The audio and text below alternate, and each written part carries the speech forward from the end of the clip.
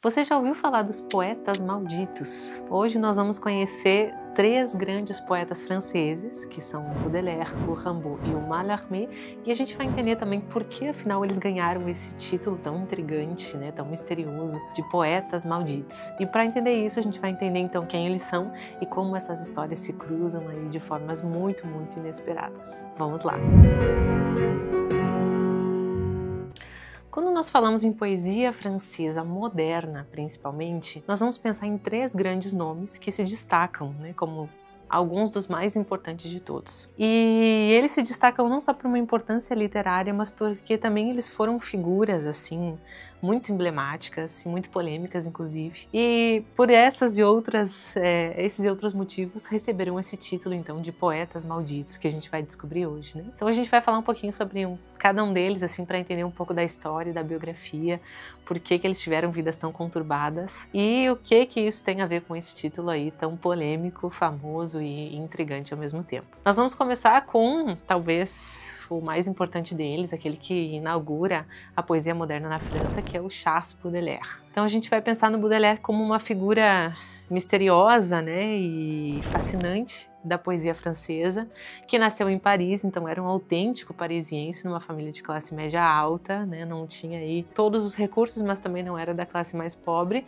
e teve uma infância conturbada, teve um pai que morreu assim prematuramente, já tinha um relacionamento muito conflituoso com o padrasto, e isso foi fazendo com que ele tivesse, então, já desde o início da vida, essa postura um pouco outsider diante da vida, assim, um pouco renegado, digamos assim. Depois ele vive uma vida boêmia em Paris, como é comum, inclusive, em vários poetas aí da época, do século XIX. E junto a isso a gente vai ter aí relatos de problemas financeiros, de relacionamentos turbulentos, de, claro, uso de álcool, de algumas drogas, Inclusive na época era muito comum que eles usassem ópio, se reunissem e tal, e fizessem algumas experimentações literárias aí a partir do uso do ópio.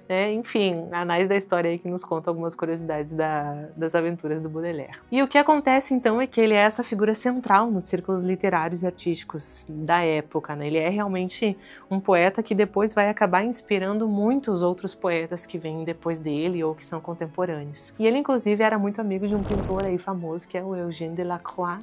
Vocês estão vendo aí uma pintura famosa dele, Então a gente tinha essa França efervescente nessa época em que tinha esse renascimento da literatura e da poesia, E quando a gente pensa na obra do Baudelaire, a gente vai pensar, obviamente, nas Flores do Mal, que é a sua obra mais famosa e mais importante, e também vamos ter algumas outras, Mas Flores do Mal é a mais importante, talvez, porque ela já foi, desde o início, cercada por polêmicas. Então a gente tem uma obra que foi censurada, que teve alguns questionamentos em relação à moral, porque o Baudelaire, ele faz um caminho muito diferente do que era comum na época, Então a poesia dele vai tocar em temas grotescos, vai falar sobre morte, vai falar sobre erotismo, vai trazer um sentido de decadência moral e espiritual, vai inclusive em alguns poemas falar abertamente de Satã e coisas assim. Então realmente foi uma publicação que chocou muito a sociedade francesa da época e por isso fez com que ele fosse aí censurado e tivesse alguns problemas em relação a isso. Por outro lado, ele também revoluciona a forma como os temas urbanos, como a solidão ou a angústia existencial, são abordados pela literatura. Então, de fato, é um poeta que a gente está pensando como muito importante. O Baudelaire, ele pensa o modernismo, Ele pensa a modernidade e tudo que estava acontecendo nessa França pós-Revolução Francesa e tudo que estava surgindo em relação à Revolução Industrial e quer dar uma resposta a esse tempo a partir da arte e da poesia. Então a gente está falando aí de um poeta realmente essencial quando a gente pensa em poesia francesa. Agora, tudo começou com o Baudelaire, que foi aí também um grande crítico, ensaístico. Inclusive, para deixar uma recomendação para vocês a mais, tem um ensaio dele maravilhoso chamado O Pintor da Vida Moderna. E é uma série de ensaios, na verdade, em que ele vai fazer um comentário em relação à arte, à modernidade, à vida em Paris, à poesia também nesse contexto. Então, realmente, vale muito a pena para quem se interessa por esses temas. Agora, então a gente tem a figura do Baudelaire, que vem um pouco antes. Depois a gente vai ter a figura muito polêmica de um outro poeta aí que é inclusive fascinante e que já foi publicado aqui pelo clube, que é o Arthur Rimbaud. E o Rimbaud, além de ser digamos que essa figura meio punk, assim, meio rebelde, meio totalmente contracorrente, assim, o Rimbaud, ele tem a sua história na poesia, né, como um dos autores mais geniais da França. Ele nasce numa cidade pequenininha chamada Charleville, né, e a partir disso ele já começa a ser considerado como um jovem prodígio, porque com apenas 16 anos ele começa a escrever poemas complexos, desafiadores. Ele escreve cartas, né, as suas cartas são muito famosas, pensando no fazer poético, na figura do poeta, na literatura. E é de fato um fenômeno. O Rimbaud é um fenômeno da literatura com 16, 17 anos.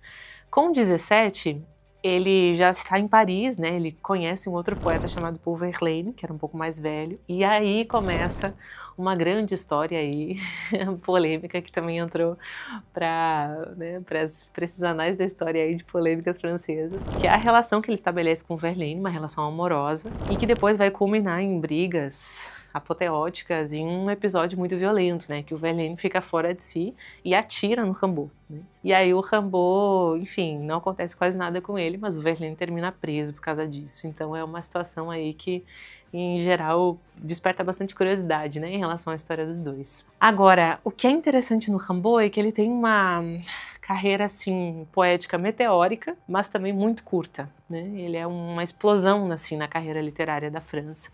E depois, quando ele está com 21 anos, ele decide abandonar tudo e ir para a África ser um traficante de armas. Basicamente é isso que ele vira depois. E acaba morrendo bastante cedo, né? Quando a gente pensa em obras, claro que a gente vai lembrar de Uma Estação no Inferno, que é uma das suas... um dos seus poemas aí mais longos e mais fascinantes. E a gente também vai ter outros grandes poemas, iluminações, né, e várias outras passagens da sua obra que são aí realmente um presente para a literatura. Inclusive, para quem tem interesse aí, dá uma olhadinha nas obras completas que a gente tem aqui pelo clube, né, que são assim primorosas e com uma tradução melhor ainda, muito bom. Agora, o que acontece com o Rimbaud? Ele tem todo esse histórico, né, de ser um símbolo de rebeldia, de genialidade poética, mas também de grande rebeldia no modernismo, e esse é um dos motivos que vai fazer com que a gente pense nele, nessa tríade aí dos três grandes poetas malditos. Vamos terminar agora de conhecer o nosso terceiro poeta, que é Stéphane Mallarmé, que vem aí um pouquinho antes do Rimbaud e falece um pouquinho depois, que foi um poeta aí mais longevo, digamos assim, em relação à idade. O que acontece com Mallarmé, então? Mallarmé é esse poeta que é também parisiense, que nasceu em Paris, trabalhou muitos anos como professor de inglês, teve uma vida discreta, modesta. Em relação a loucuras, assim, o Mallarmé talvez seja aquele que é mais equilibrado, né? E sem grandes histórias de bastidores, como a gente tem com o Baudelaire e o Rimbaud. Agora, o que acontece com ele é que ele foi esse grande intelectual francês, né, muito respeitado nos círculos literários ali da Paris da época. Promovia, inclusive, muitos encontros na sua própria casa, né, com escritores, pintores, músicos da época. Então, o Mallarmé é essa figura que acaba reunindo, né, grandes nomes da poesia e da arte francesa daquele momento, mas que, né, apesar disso, não era tão reconhecido em vida em relação à sua poesia. E é por isso que ele entra também aqui na nossa tríade, né, de poetas malditos. Porque, na verdade, é uma sucessão de coisas, né? Ele sofre com a perda precoce de seus familiares, ele sofre com dificuldades financeiras ao longo da vida, bem pronunciadas, e a poesia que ele escreve é uma poesia notoriamente mais hermética, é uma poesia mais refinada em relação à linguagem, em relação a simbolismo, mas também é uma poesia que é mal compreendida no seu tempo. Então a gente vai pensar principalmente no poema Tarde de um Fauno, que é um dos seus poemas mais brilhantes, que inclusive depois inspirou o Debussy a compor uma famosa peça musical aí.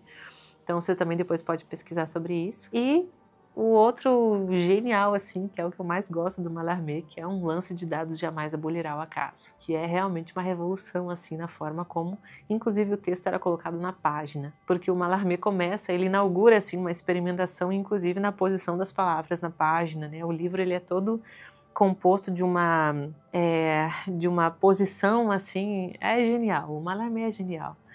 e acaba desafiando muito essa tradição e essa lógica literária tradicional. A França já tinha uma série de experimentações em relação a verso livre, a prosa poética, mas o Mallarmé começa e inaugura algo que depois vai desembocar em coisas como poesia concreta, né? Então ele é, digamos que, um influenciador direto. Só que todas essas experimentações de fato fazem que ele não seja tão valorizado assim no seu tempo, né? Ele é um poeta um pouco renegado no seu tempo. E bem, qual que é a relação desses três poetas em vida? Eles foram mesmo contemporâneos, né? Eles conviveram uns com os outros. Alguns por mais tempo, outros por menos tempo. Então, embora eles não sejam exatamente da mesma geração, as vidas deles vão se cruzando, né, de maneira marcante. O Baudelaire é aquele mais velho que vem antes, né? Então ele nasce antes e também acaba falecendo antes.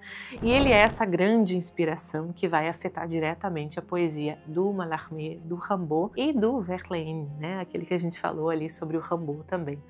Que são três poetas que vão ser diretamente influenciados pelo Baudelaire e outros da época também.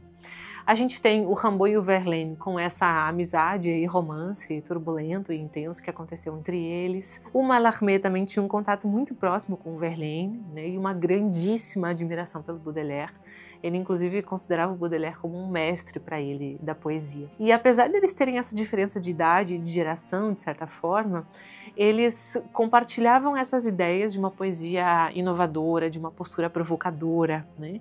Então eles estavam dispostos a, de fato, desafiar algumas convenções sociais e literárias da época em nome da arte, em nome da poesia. Então a gente consegue enxergar neles esse ponto comum, né, de experimentação, de teste de coisas novas, técnicas novas. Mas vejam que não é simplesmente uma questão de inovar por inovar, né, ou de abolir a tradição. Eles não tinham essa pretensão direta, mas tinham essa sede, digamos assim, essa busca pelos limites daquilo que a poesia era capaz de expressar. E eles, né, junto com outros poetas ali da época, foram incluídos pelo Paul Verlaine, aqui entra o nosso quarto poeta aí, muito importante também, em um livro dele chamado Os Poetas Malditos.